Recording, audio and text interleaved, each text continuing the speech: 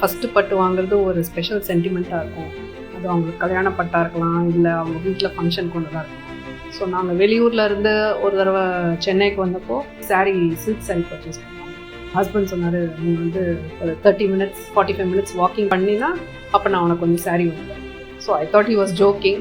So நானும் டி நகர் ஃபுல்லாக ஒரு 30 to 45 minutes நடந்துட்டு அப்புறம் டக்குன்னு ஒரு கடையை பார்த்து சரி வா சாரீ ஷாப்பிங் போகலாம். I was like surprise. அப்புறம் அங்கே போயிட்டு ஒரு 5 minutes தான், 45 minutes வாக் பண்ணிட்டு ஒரு 5 minutesல ஒரு சாரியை செலக்ட் பண்ணி அந்த கலர் உங்ககிட்ட இருக்கான்னு கேட்டாங்க. இல்லை க்ரீம் கலர் இல்லைன்னு.